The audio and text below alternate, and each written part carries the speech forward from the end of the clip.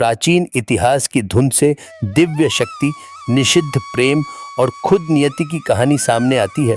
अपनी बुद्धि और शक्ति के लिए मशहूर एक ऋषि एक मछुआरे की जिंदगी में कैसे उलझ गए। क्या यह प्रेम वाकई पहले से तय था या यह ब्रह्मांडीय शक्तियों का काम था? ऋषि पराशर और सत्यवती की चौंकाने वाली कहानी के बारे में बात करेंगे तो वीडियो को अंत तक देखें। यमुना नदी के तट पर सत्यवती नाम की एक साधारण लेकिन असाधारण महिला रहती थी। हालांकि वह एक साधारण परिवार से थी, लेकिन जल्द ही उसका भाग्य हमारे पौराणिक इतिहास के कुछ सबसे शक्तिशाली व्यक्तियों के साथ जुड़ गया। नदी के उस पार एक पवित्र जंगल के बीच में ऋषि पराशर रहते थे, जो एक पूजनीय ऋषि थे, जो अपनी बेजोड़ बुद्धि और ईश्वर से जुड़ाव के लिए जाने जाते थे।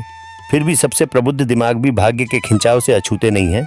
एक दिन जब सत्यवती नदी पार करने के लिए नाव चला रही थी तो अनजाने में उसकी मुलाकात ऋषि पराशर से हो गई। भाग्य एक अदृश्य हाथ की तरह उनके जीवन को इस क्षण तक निर्देशित कर रहा था।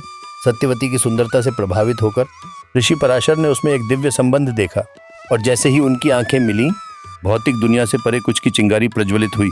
लेकिन वह कोई साधारण महिला नहीं थी। सत्यवती दृढ़ निश्चयी महिला थी। अपनी सुंदरता के बावजूद उसका दिल कर्तव्य से बंधा हुआ था। उसे शायद ही पता था कि यह दिव्य मुलाकात एक ऐसे परिवर्तन की नींव रखेगी जिसकी गूंज पीढ़ियों तक रहेगी। अपने सामने रखे मार्ग को समझते हुए ऋषि पराशर ने कुछ ऐसा किया जो कोई भी मनुष्य नहीं कर सकता था। उन्होंने सत्यवती को एक दिव्य आशीर्वाद दिया जो सब कुछ बदल देगा। उनके मिलन से महर्षि व्यास का जन्म हुआ, जो महानतम ऋषियों में से एक और महाभारत के लेखक थे। लेकिन यह सब नहीं था। सत्यवती जो कभी एक साधारण मछुआरी थी, वह दिव्य शक्ति और उद्देश्य वाली महिला में बदल गई, जिसने इतिहास की दिशा बदलने का निश्चय किया। फिर भी यह दिव्य प्रेम प्रसंग बिना किसी परिणाम के नहीं था। सत्यवती की नई शक्ति एक कीमत पर आएगी। उसकी कहानी हमेशा के लिए राजाओं, रानियों और महान राजवंशों के भाग्य से जुड़ी रहेगी। उसके फैसले पांडवों और कौरवों के जीवन को समान रूप से प्रभावित हुआ। ऋषि पराशर और सत्यवती की कहानी सिर्फ प्रेम की कहानी नहीं है।